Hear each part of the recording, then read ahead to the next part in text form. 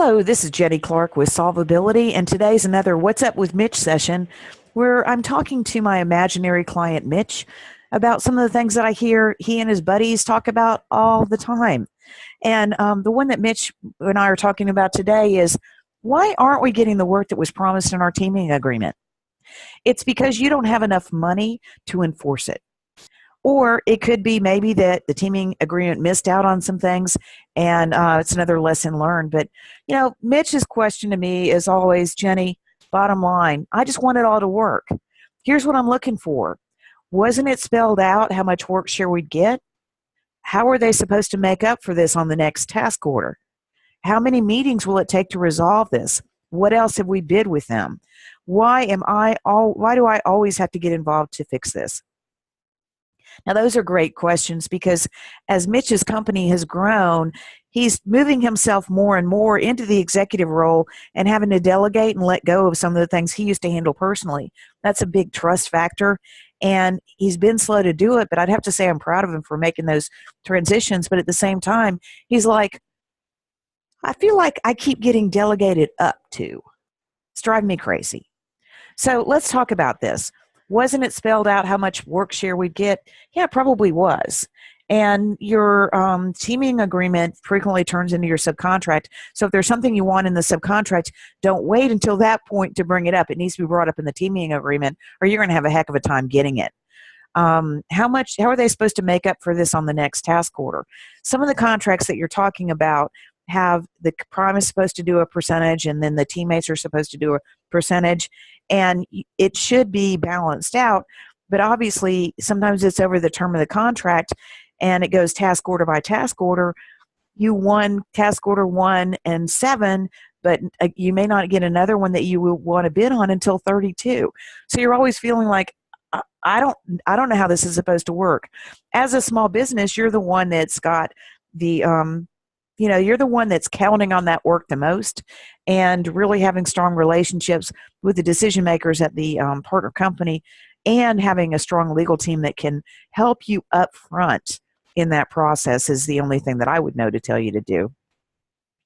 As far as how many meetings it would take to resolve this, my question to you would be, who are you dealing with? Are you dealing with the decision maker, or are you just dealing with somebody that's trying to put you off, delay things because they know that you're not going to get to talk to the decision maker, or what needs to happen with that? And you're right, you have to consider, how long is this going to take? How much of my time is it going to take?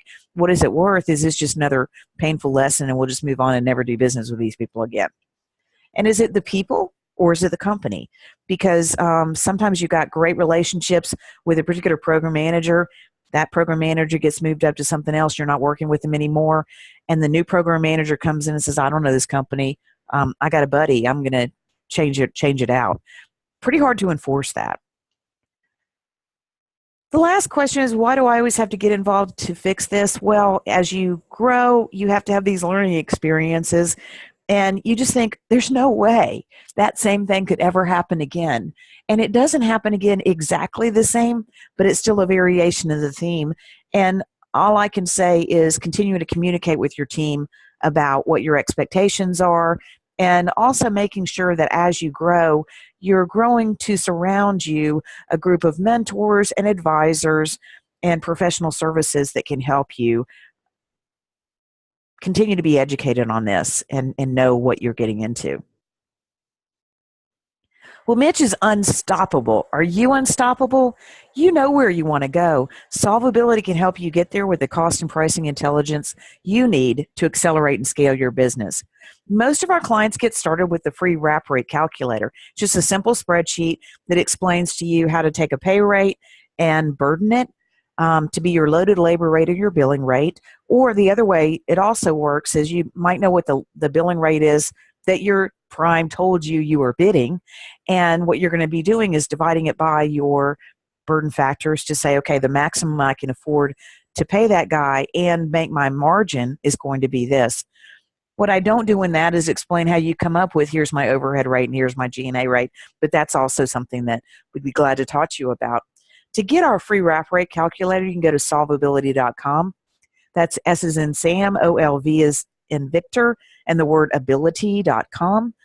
But if you've got something more complex or something you want to talk about that we might be able to help you with, I'd love to talk to you.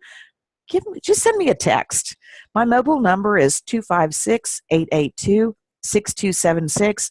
Let's set up a phone call. Let's talk about it and see what we can do. Because if you're a mission driven business and you're a federal contractor, and especially if you're a veteran, would love to talk to you.